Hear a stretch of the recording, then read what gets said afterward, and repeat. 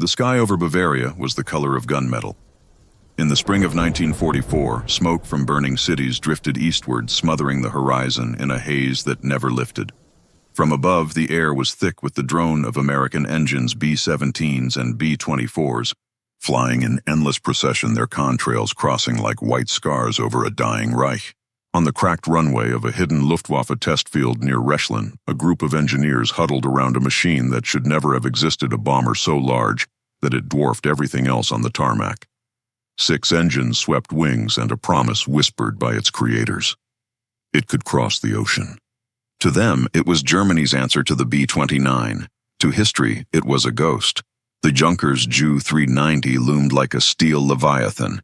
Its wings stretched nearly 165 feet, an experiment built from scavenged parts and desperate ideas. The Luftwaffe called it a Fernbomber, a long-range giant that might strike America itself. But that morning its fuel tanks were nearly empty, its engines coughing on the last reserves of aviation spirit. As the sun broke through the haze, the crew climbed aboard. The pilot, Oberleutnant Hans Panchertz, was a test aviator with eyes hollowed by sleepless nights and the steady erosion of faith. He knew this flight wasn't about war anymore. It was about illusion. Berlin needed a symbol, something to prove that the Reich still had teeth. Engines sputtered to life, the ground shaking with the roar of piston and propeller. Dust rolled off the runway as the Ju-390 began its slow, uncertain climb. Mechanics watched in silence, their faces lit by exhaust flame. For a moment it seemed the behemoth might rise to meet the heavens. Then came the sound, the deep, uneven pulse of 6 BMW 801 engines struggling in unison. The aircraft clawed at the air, lumbering northward. Panchers adjusted the trim, the yoke heavy in his hands. The bomber gained altitude, circling once over the airfield, its massive shadow sweeping over the shattered hangars below. On the ground, engineers took notes with frozen fingers. Above them, the Ju-390 cut through the haze, an iron symbol of a collapsing dream. That same week, far above the Reich, American B-29s cruised at 3,000 feet over the Pacific silver fortresses, carrying 10 tons of bombs and the confidence of a nation untouched by ruin. They flew faster, higher, and farther than anything Germany could build. In Rechlin, the Luftwaffe's version strained to stay aloft. As the Ju-390 leveled out over the Alps, frost crept across its fuselage. The bomber's fuel consumption was catastrophic, every minute burning through the last of Germany's dwindling reserves. Radio contact flickered, then faded into static. Panchers looked out over the white peaks below the engines, vibrating so violently that the instruments blurred. He thought of the men who had died to give him this flight, the factory workers buried. Under Allied bombs, the engineers drafted from universities now scattered across ruined cities, and the pilots on the Eastern Front flying aircraft older than themselves. It was said this bomber could reach New York, but even here above the Alps, the truth was clear. It could barely reach Munich. An hour later, the Ju-390 turned back, limping home. The engines coughed black smoke as the giant descended toward the airfield. Panchers's hands trembled as he guided the aircraft down one of the few test flights it would ever complete. When the wheels hit the ground, the crew exhaled in unison. A thunderous groan rolled through the wings as the plane settled onto the runway. Mechanics rushed forward, faces tight with relief. The test director wrote a single note in his report. Flight successful, range inadequate. That was the verdict. The bomber had flown, but only just. It was heavy, unreliable, and impossible to produce in numbers. But in 1944, impossible was a word Germany no longer recognized. As the sun sank over the airfield, Panchers stood beside the aircraft, its skin streaked with oil and exhaust. The silence of the evening pressed down on him. In the distance, the faint rumble of another American raid echoed across the horizon. The engineers packed up their tools. Somewhere in Berlin, the propaganda ministry would soon claim that this new German bomber had crossed the Atlantic, that it had seen the skyline of New York and returned. It was a lie, but it would be believed for a time. In the last light of day, Panchertz ran his hand along the cold metal of the Ju-390's fuselage. The bomber seemed to hum beneath his touch, a sleeping giant that would never wake. In that moment he realized what few in the Reich dared to admit. The war was lost and no machine could change it. The shadow of the American B-29 loomed across the world. and Germany's answer, its proudest imitation, couldn't even cross the Alps. By 1943, the war had turned against Germany. Factories burned in Hamburg and Kassel cities glowed red at night, and the thunder of Allied bombers rolled over the Reich like the tide. In the smoking ruins, German engineers watched in disbelief as reconnaissance photographs revealed something extraordinary, a new kind of bomber, one that no interceptor could reach. It was the Boeing B-29 Superfortress. To the men of the Luftwaffe's technical office, it looked like science fiction. The aircraft's smooth pressurized fuselage, remote-controlled gun turrets, and immense range marked a leap forward that no German design matched. The B-29 could carry 10 tons of bombs halfway across a continent and return without refueling. It climbed to 30,000 feet, beyond the reach of most flak and fighters. For a nation that had once prided itself on technological dominance, it was a shattering revelation. In the corridors of the Reichsluftfahrtministerium, the Air Ministry, whispers began to spread. If the Americans can build it, so can we. The order came directly from Hermann Göring himself. Germany would construct its own Amerika Bomber, a long-range aircraft capable of striking the eastern seaboard of the United States. The dream was born not from strategy but from pride. Göring's vision was clear and delusional. He imagined his bombers flying over Manhattan, their shadows gliding across the Hudson, the American public finally knowing the terror that German cities endured. In reality, the Luftwaffe could barely defend its own skies. Fuel shortages had grounded training flights. Pilots were dying faster than they could be replaced. Allied bombers ruled the air from Normandy to the Vistula. Yet in late 1943, as the Allies advanced on every front, Göring summoned Germany's IBR, best aircraft designers from Junkers, Heinkel, Focke-Wulf, and Messerschmitt to propose the impossible. The challenge was simple to state and impossible to achieve. Build me a bomber that can reach New York and return. At Junkers, engineers spread blueprints across long oak tables, their hands blackened with oil and fatigue. They already had a prototype in mind. The Ju-390, an enlarged version of the Ju-290 maritime patrol aircraft. Its potential range on paper exceeded 9,000 kilometers, enough to cross the Atlantic. But on paper, everything worked. At Heinkel, the story was darker. The company's pride, the He-177 Greif, was already infamous among Luftwaffe crews. Designed as a long-range heavy bomber, it had become a nightmare, an aircraft so flawed that pilots joked its true enemy was its own engine. The twin-engine configuration, each nacelle housing two coupled Daimler-Benz engines driving a single propeller, had been ordered by Göring himself to save weight. The result was disaster. The engines overheated, caught fire mid-flight, and tore themselves apart. Some crews nicknamed the bomber Der Luftwaffenfeuerzeug, the Luftwaffe lighter. Despite hundreds of revisions, the He-177 remained unreliable, dangerous, and short-ranged. But in the desperate logic of the Third Reich, failure was no barrier to ambition. By mid-1944, the Amerika Bomber competition had produced several proposals. Junkers with the Ju-390, Messerschmitt with the Me-264, Focke-Wulf with the TA-400. Each promised the impossible transatlantic range, massive payload, and operational altitude beyond interception. In truth, not one of them could be built at scale. Germany lacked the aluminum, the fuel, and the factories. Allied bombers had already crippled the Ruhr industrial region. Synthetic fuel plants at Leuna and Pulitz burned nightly under RAF raids. The Luftwaffe's logistics, once the envy of Europe, now depended on slave labor scattered workshops and rail lines that were bombed as fast as they could be repaired. Still, Göring demanded progress. Still, engineers drew their lines in ink and hope. In August 1944, the Allies landed in southern France. Soviet armies were driving toward Warsaw. And yet, in a hidden hangar near Dessau, the first Junkers Ju-390 V1 sat on its landing gear, a monstrous six-engine aircraft gleaming under floodlights. It was an act of defiance, a machine built not for war, but for illusion. Engineers whispered that its range might reach the American coast. Some even claimed that a test flight had taken place, a secret mission from Norway to within sight of Long Island. The tale spread through Luftwaffe ranks like wildfire, the New York flight they called it. But no records exist, no photos, no logs, only rumors. Historians later found that the aircraft's fuel tanks could not have supported such a mission.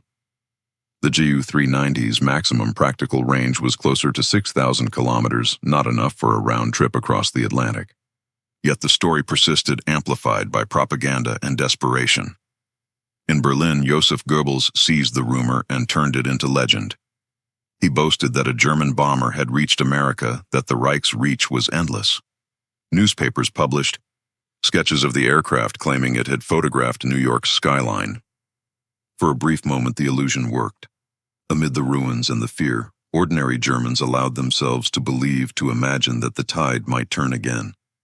But in Rechlin, where the real tests took place, engineers knew the truth.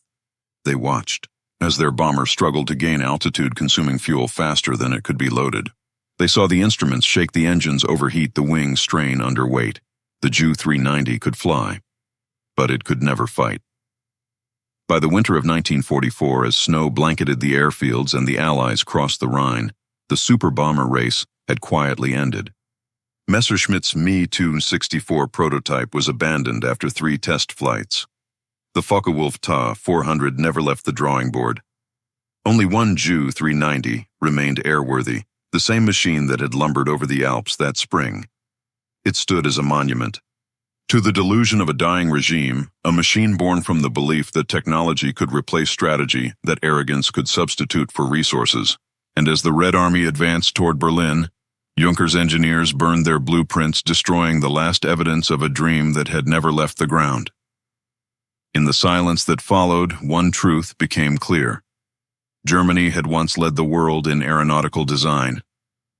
But by 1944, it was no longer innovation that drove them, only desperation. And in that desperation, they chased the ghost of the B-29, a machine that symbolized not just superior engineering, but a nation's industrial might, one the Reich could never hope to match. The race for the superbomber had ended before it began, and as the war closed in on all sides, the Luftwaffe's last giants were left to rust in the snow. The winter of 1944 came early. Snow drifted through the shattered rafters of the Junkers, plant at Dessau settling on twisted steel and half-finished fuselages.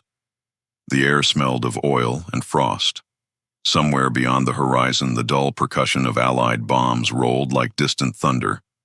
Inside the factory, the war continued not with rifles or tanks, but with pencils, rulers, and the sound of coughing engines. The engineers of Junkers had been driven underground into the tunnels of Tarthun and Bernburg, forced to move their production lines beneath the earth to escape the ceaseless bombardment. There, in the dim yellow light of hanging bulbs, men worked, 16 hours a day designing aircraft that could no longer be built. Among them was Dr. Heinrich Hertel, Juncker's chief designer. Once one of Germany's proudest engineers, he now looked more like a prisoner than a pioneer. His glasses were cracked, his lab coat scorched from a near miss during an air raid. His desk lay a set of drawings, wings, engines, fuel systems, the skeletal dream of the Ju-390 V2, the second prototype that might finally fulfill the Reich's transatlantic vision. But Hertel knew it would never fly. Every week the material reports grew thinner. Aluminum shipments from the Ruhr had ceased. Rubber fuel and ball bearings were rationed to the Wehrmacht. The once proud assembly lines of Junkers were now manned by forced laborers, foreign workers dragged from occupied countries, their faces hollow, their hands trembling with exhaustion.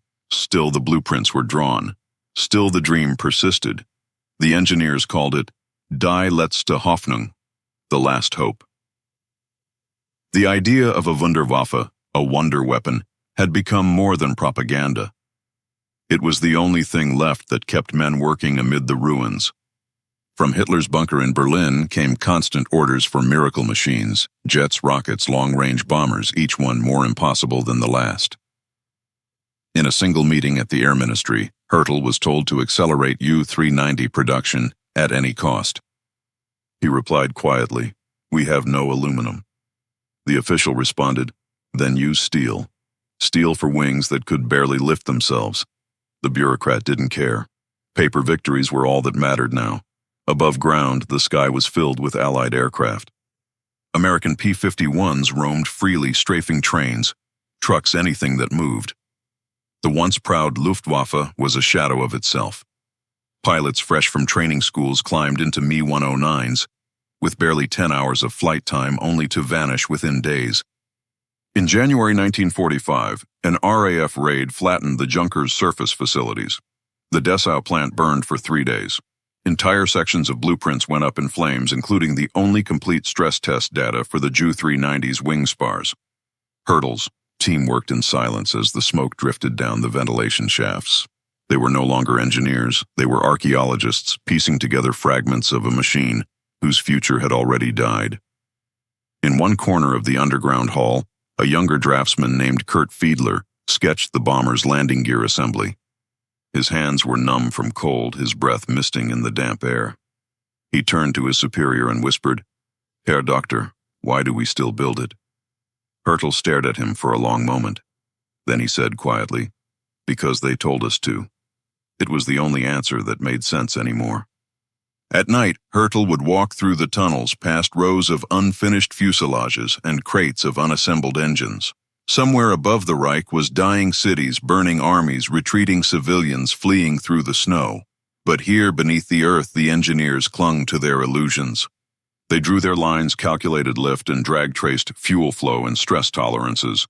Every curve of the wing was perfect. Every joint was precise. On paper, the bomber was flawless. In reality, it was fantasy.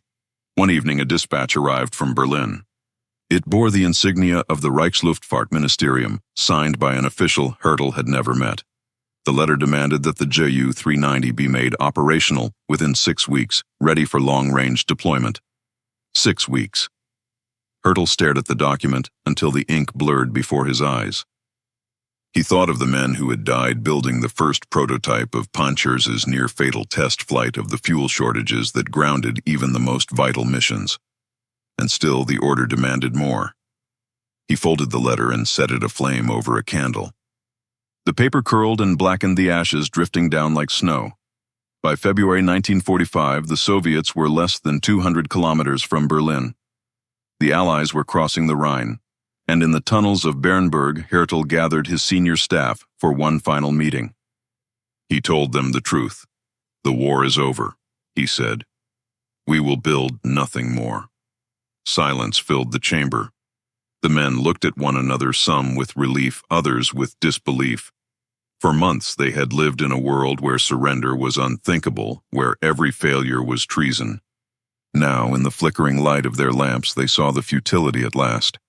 One by one, they began to destroy the evidence.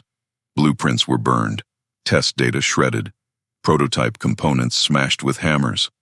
They worked methodically, not out of rebellion but mercy, to keep their work from falling into the hands of those who would force it to continue. As the final pages of the Ju-390's schematics turned to ash, Hurtle felt a strange calm. For years he had served an empire that promised mastery of the skies. But what he had witnessed was something else entirely, a slow descent into madness. Where science served pride and genius became a weapon turned inward. The Amerika Bomber had never crossed the Atlantic. It had never even crossed the Alps again, but it had crossed a line, the line between vision and delusion. When the engineers finally emerged from their underground shelter weeks later, they found the world changed. The airfields were craters, the rail lines silent, the sky empty. The Reich was gone. All that remained were ashes and blueprints, and among them in Hurtle's notebook a single line written in pencil. "We built machines to touch the stars, and they buried us beneath the earth." Dawn came slow over the Rechlin airfield. The horizon was pale and empty, the ground white with frost, the hangars half buried in snow. Smoke drifted from the wrecks of burned-out aircraft, frozen in silence monuments to a vanished empire of flight. It was February 1945, and the Luftwaffe's last test center, once the beating heart of German aviation, had become a graveyard. Inside the command hut, a single stove glowed red. Around it stood the remnants of the flight staff, a handful of engineers, a few mechanics, and a dozen test pilots, their uniforms patched, their eyes hollow. Among them was Oberleutnant Hans Pantscherz, the man who had flown the Ju-390 months earlier over the Alps. He had returned to Rechlin to fly again, though he no longer knew why. The war outside was collapsing faster than anyone could comprehend. The Western Allies were across the Rhine. The Soviets were closing from the east. Rechlin itself now sat between two advancing fronts, Its runways cratered, its fuel reserves nearly gone. Yet each morning Panchers reported for duty, saluting officers who no longer had orders to give. The hangar doors groaned open with a metallic shriek, revealing the hulking silhouette of the Ju-390 V1, its wings sheathed in frost, its tires half sunk in mud. The bomber looked more like a relic than a weapon. Mechanics worked in silence, wrapping the engines in canvas, trying to coax one last flight from machines that had already outlived their purpose. Every tool clink echoed in the vast empty hall. Panchers climbed the ladder into the cockpit. The instruments were cold to the touch. He brushed away frost from the altimeter, stared out over the empty runway, and exhaled into the silence. There was no fuel for training, no mission to fly. Yet orders still came senseless, circular, like echoes from a collapsing world. Maintain readiness. Prepare for relocation. Flight to Prague pending. He didn't believe any of it. No one did. But the Luftwaffe was built on obedience, and so they prepared the aircraft anyway, like actors rehearsing a scene in a play whose ending they already knew. At night, Panchers shared a room with his flight engineer, Feldwebel Kruger, a wiry man whose hands never stopped shaking. They sat in the dark, listening to the distant rumble of artillery rolling across the plains. Sometimes through the cold air, they could hear it, the deep, rhythmic thunder of heavy guns, closer every day. "You ever think," Kruger said one night, "what they'll say about all this? About us?" Panchers stared at the floor. "They'll say we failed." Kruger shook his head. "No, they'll say we tried to build wings out of smoke." Neither man laughed. By mid-March, fuel was so scarce that only a few aircraft remained operational, the Ju-390 among them. It had become a symbol, a giant kept alive on scraps, its presence used by officers to convince Berlin that the Amerika Bomber program still existed. Propaganda reports still claimed the aircraft had flown across the Atlantic. Newspapers wrote that it had bombed factories in Canada, even photographed New York. Panchers read the stories with bitter amusement. He had been the only pilot to fly, it beyond Germany, and even then it had barely cleared the Alps. The truth no longer mattered. The illusion was the only thing keeping the system upright. On March 10, 1945, a new order arrived. The test airfield at Rechlin was to be evacuated. Any aircraft that could fly was to be moved south toward Bavaria, where the remnants of the Luftwaffe were regrouping. It was a suicide order. The roads were choked with refugees, the skies filled with Allied fighters, and the Ju-390 could not reach Bavaria without refueling. But obedience was all that remained. At dawn, Panchers and his crew prepared the bomber for its final flight. Mechanics loaded the last barrels of fuel siphoned from grounded training aircraft. The engines coughed to life, the exhaust staining the snow black. For a moment, as the great machine trembled under its own power, the men felt something like pride. Again, the ghost of what had once been German air supremacy. The bomber rolled down the cracked runway, its 6 engines roaring against the cold air. Panchers pulled back on the yoke. The wheels lifted free, the ground falling away beneath them. For a brief moment, they were airborne again. The Ju-390 climbed through the haze, the morning sun catching its wings. Below, the frozen fields of Mecklenburg stretched to the horizon. From above, the world looked peaceful, empty villages, quiet rivers, the illusion of calm. But the peace was an illusion too. 15 minutes into the flight, the radio crackled. Allied fighters, P-51 Mustangs, had been sighted north of Berlin. The crew went silent. Panchers knew there was no escape. The Ju-390 was too slow, too heavy, too vast a target. He pushed the throttles forward, the engines groaning in protest. Black smoke trailed from the exhaust. The airframe shuddered. The bomber climbed higher, straining for altitude. The mountains of southern Germany were still hundreds of kilometers away, and then through the canopy they saw them, glints of sunlight specks in the distance growing larger. The first Mustangs came in fast, their contrails slicing across the sky. Tracers flashed past the cockpit. Panchers dove the giant aircraft, creaking under the strain. One engine caught fire. Another sputtered and died.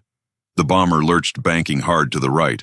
Inside, the crew shouted over the roar of engines and gunfire. Bullets tore through the fuselage. The tail gunner fired a short burst before his weapon jammed. Panchers fought the controls, hands slick with sweat. The Alps were a distant dream, unreachable. He leveled the wings, heart pounding, and made a decision. "Turn back," he shouted. "We're going home." The Ju-390 limped northward, trailing smoke. The fighters broke off low on ammunition. After another hour of flight, the bomber approached Rechlin, or what was left of it. The airfield was burning. Allied bombs had struck it during their absence. Hangars collapsed in fire and ash. Panchers circled once, saw the devastation below, and brought the plane down on a frozen stretch of field beyond the ruins. The landing gear buckled, the fuselage cracked, and the giant came to rest in silence. The men climbed out into the snow. Behind them, the last German superbomber hissed as its engines cooled steam, rising into the gray sky. That was its final flight. The Ju-390 never flew again.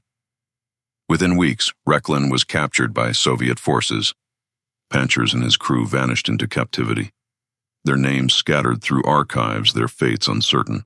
The bomber itself was dismantled by Allied teams, its fragments hauled away, its story buried under layers of myth. But in that final moment, standing beside the wreckage, Panchers looked up at the sky and saw contrails moving eastward, endless streams of B-17s and B-24s, the sound of victory written in the clouds. He realized then what all of them must have known but never said aloud. Germany had not lost the war for lack of courage, but for lack of truth. They had tried to build giants' machines that could rival the gods, but their dreams had collapsed under the weight of their own lies.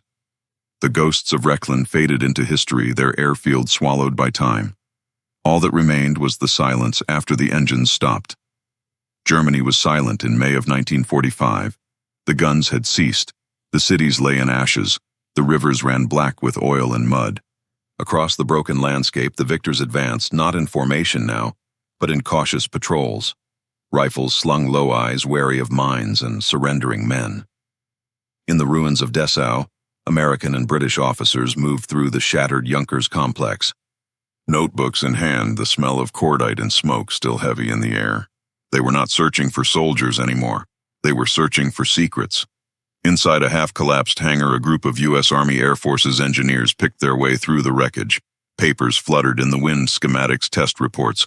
Fragments of a dream burned into ash. On one wall, a faded blueprint still hung under shattered glass. Ju-390 Fern Bomber Project. The officer in charge, Major Henry Hodge, adjusted his cap and studied the drawing. 6 engines. Massive wingspan. Range calculations scrawled in the margins. He frowned. "They were trying to build a superfortress," he muttered. One of his men nodded. "Sir, rumor says they did. Supposedly flew it to New York and back." Hodge gave a thin smile. "If they did, they forgot to tell their fuel tanks." The men laughed softly, not in mockery, but in disbelief. Even amid the ruins, the audacity of German engineering remained staggering. Over the next weeks, Allied intelligence cataloged everything. Prototype parts, incomplete aircraft crates of documents rescued from the underground tunnels at Bernburg. The reports painted a strange picture, a nation that had chased technological miracles even as its foundations crumbled. Among the recovered material were hundreds of pages detailing the Amerika Bomber competition. The names stood out. Junkers, Messerschmitt, Focke-Wulf, Heinkel. Each company had promised to build a bomber that could strike the U.S. mainland. None had succeeded. The files were crammed with wild proposals. Jet-powered long-range bombers fueled by hydrogen, flying wings that could cross the ocean at near supersonic speeds. Vertical takeoff prototypes, even an orbital sun gun, a space mirror meant to incinerate cities. To the Allied officers, it was half science fiction, half madness. But among the wreckage, one aircraft stood out. In a field near Rechlin, they found what remained of the Ju-390 V1, the same machine Panchers had flown on that final doomed mission.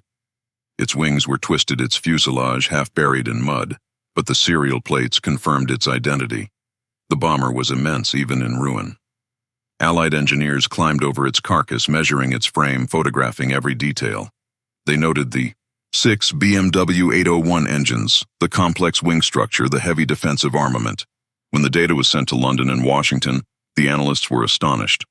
On paper, the Ju-390's design range, over 9,000 kilometers, theoretically allowed it to reach the eastern coast of the United States. The legend of the Atlantic flight was reborn. In June 1945, British intelligence issued File AIR 40, 1945, a report on Germany's long-range bomber development. It included a section titled, Possibility of Transatlantic Reconnaissance Flights by the Junkers 390. The conclusion was cautious, but provocative. It is conceivable that the aircraft could have achieved a one-way flight to North America, assuming minimal payload and favorable winds. That single line lit a spark that would burn for decades. In post-war rumor, the Ju 390 became myth, the ghost bomber that reached New York, the machine that proved Germany had been one step from global reach. Newspapers across Europe repeated the story. Some even claimed American radar had picked up an unidentified aircraft off the coast of Maine in early 1944. Historians searched for evidence. None was ever found, but the myth was too powerful to die.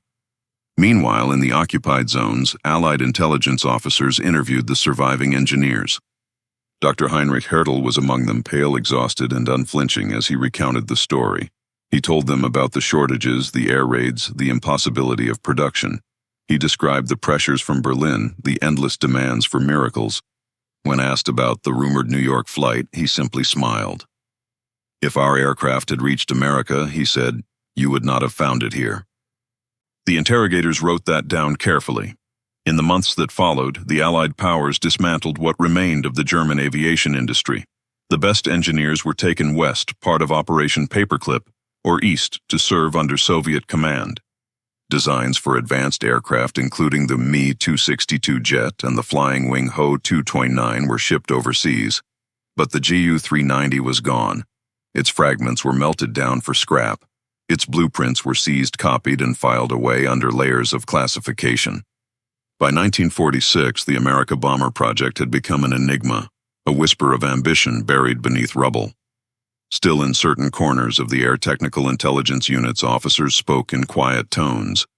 If Germany had built 20 of them, if they'd had fuel, if they'd finished 6 months earlier, they always ended the same way. If. For the men who had walked among those ruins, though, the truth was simpler. Major Hodge wrote in his final report, the Germans sought to build a machine equal to the American B-29, but lacked the nation to sustain it. Their genius was real. Their means were gone. The contrast was undeniable. While Germany built its bomber in caves and tunnels under bombardment, America built thousands of B-29s in factories larger than cities, cooled, powered, supplied untouched by war. That was the true difference between the Reich and its enemies, not invention, but endurance. By autumn, the remains of the Ju 390 were gone. The airfields at Rechlin and Dessau became part of the Soviet zone. The engineers disappeared into new projects under new masters. But the legend endured, told by pilots, whispered in debriefings, repeated in aviation circles long after the war. Some claimed the Ju 390 had been seen over the North Sea. Others said it had reached Newfoundland before turning back. Each story began the same way, a German bomber vast as a ship flying alone through the clouds, and always ended the same. It never came home. The Allies had captured the machine. But they never captured the idea, the dream of flight beyond reach, born from desperation and ended in smoke. In the cold archives of London and Washington, the files gathered dust.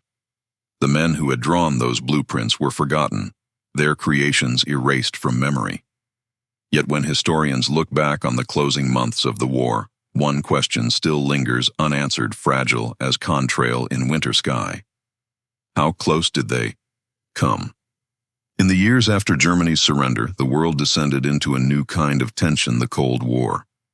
The front lines of tanks and artillery had frozen into lines on a map, but in the shadows, intelligence wars began anew. And among the secrets being traded, one story kept reappearing like a ghost. The tale of the German bomber that had crossed the Atlantic. In 1946, RAF intelligence officer Jeffrey Bussell drafted a memorandum marked Restricted. It referenced a mysterious report from the Luftwaffe's test command at Rechlin. Supposedly in early 1944, a Junkers 390 had flown from a base near Bordeaux to within 12 miles of the American coast, photographed the skyline of New York, and returned safely to Europe. No proof accompanied the claim. No flight logs, no photographs, no recovered aircraft. Yet the story fit too perfectly into Allied imagination. a shadow over the Atlantic, a phantom from the defeated Reich. The British kept the file open. Meanwhile, across the ocean, the newly formed U.S. Air Technical Intelligence Command at Wright Field began compiling what they called foreign aircraft evaluation reports. Among the entries, one stood out: German six-engine bomber type Ju-390, possibly capable of transoceanic range. American analysts studied every scrap of data, test notes, captured blueprints, witness interviews. The Ju-390's engine's fuel load and aerodynamic efficiency were dissected line by line.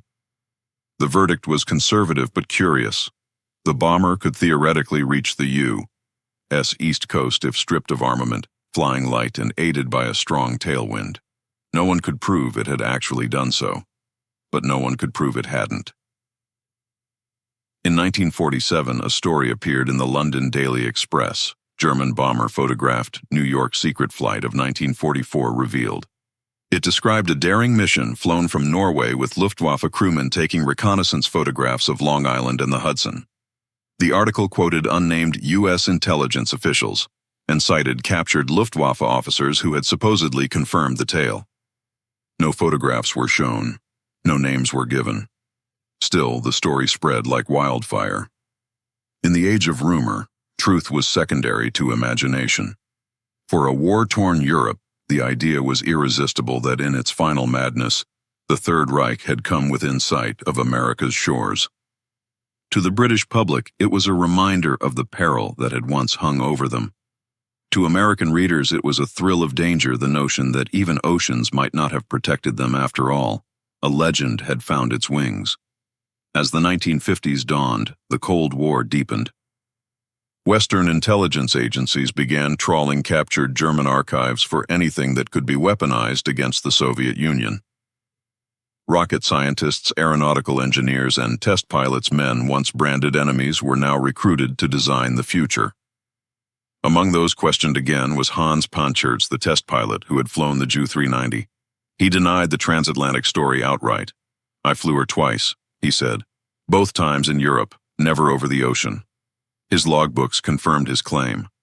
Yet when asked whether the aircraft could have reached New York, Panchertz paused. "In theory, perhaps. In reality, never. We did not even have fuel for a full endurance test." But such measured truth rarely travels far. By 1956, the myth had transformed. Now intelligence circles spoke of two Ju-390s, one lost at sea during a secret mission, the other destroyed by its crew to prevent capture. Some claimed the aircraft had flown to Argentina, carrying Nazi officials to exile. Others said it had been hidden in Norway until the end of the war. Each version contradicted the next.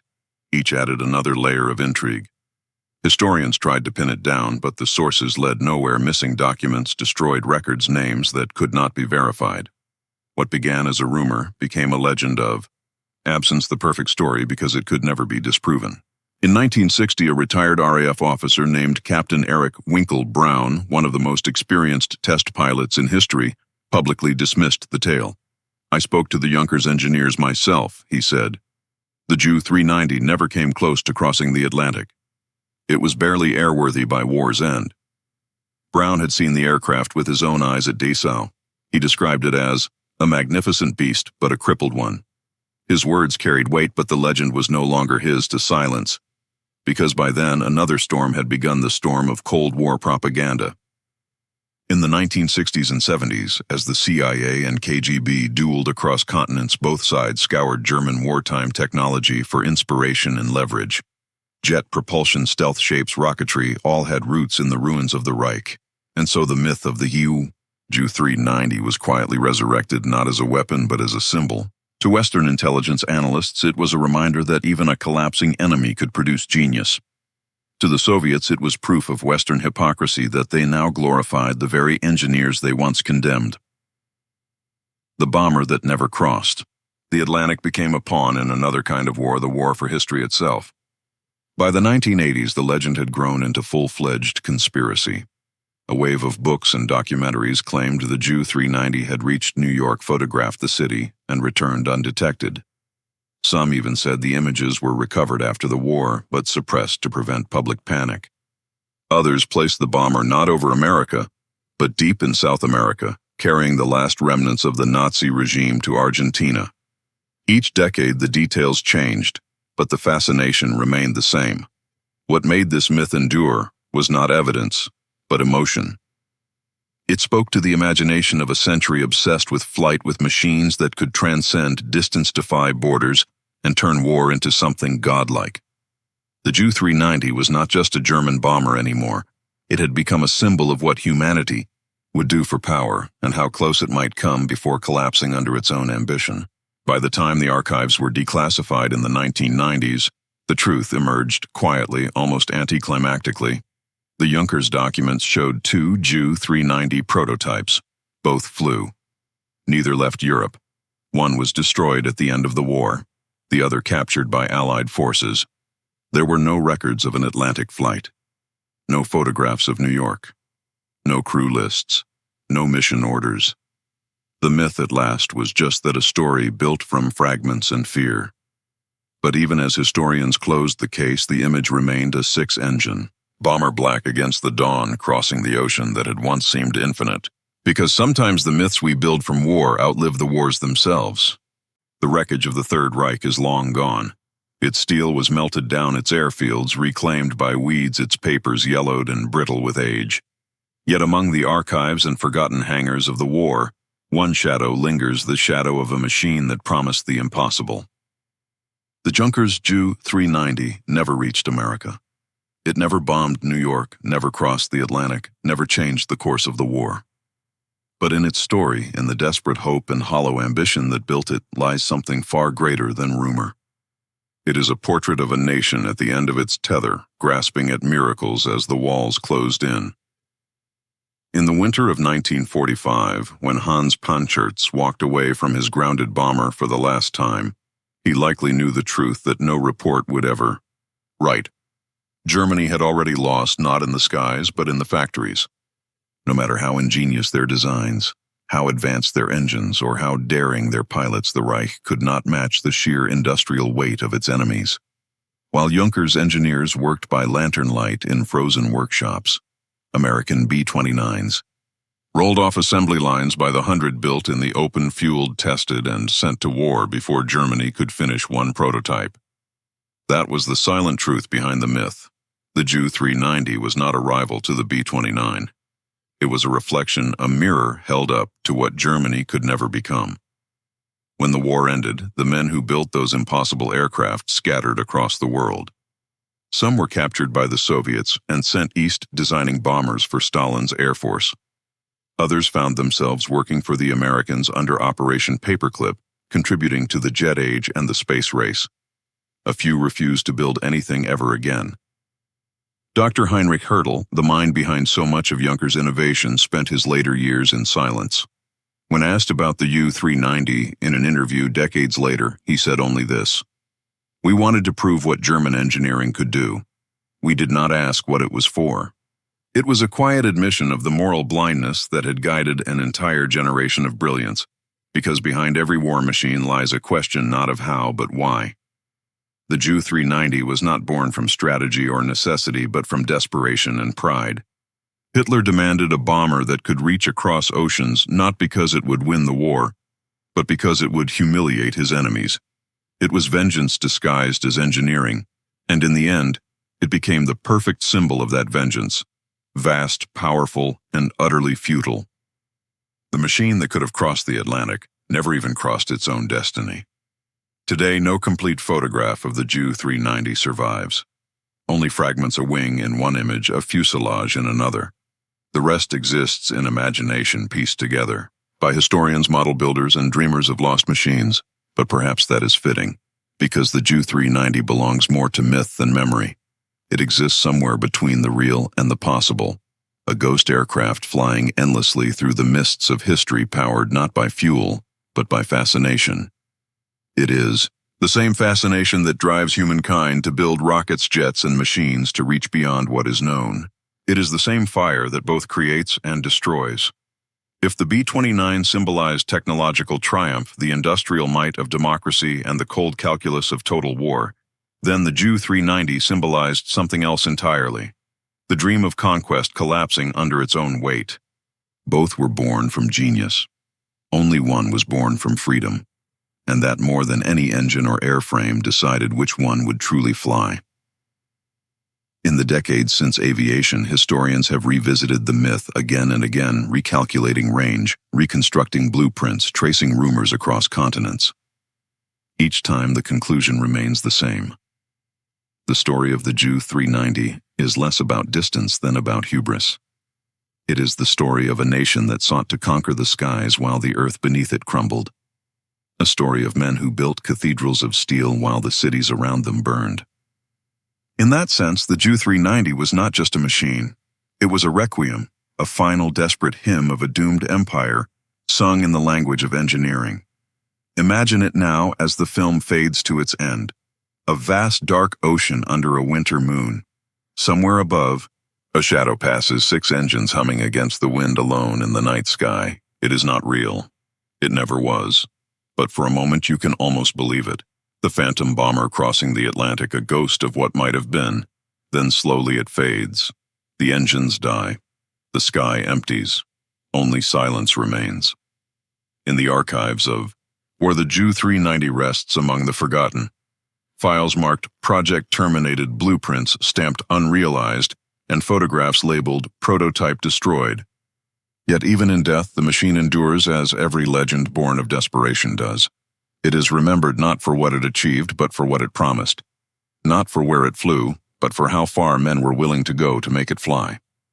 When historians speak of the Second World War, they speak of tanks, of cities, of armies. But beneath it all lies a quieter truth that wars are fought not only with weapons, but with dreams. And sometimes those dreams outlive the empires that made them. The Junkers Ju-390 was one such dream, a phantom of steel and ambition born too late to matter, too vast to survive, too human to forget.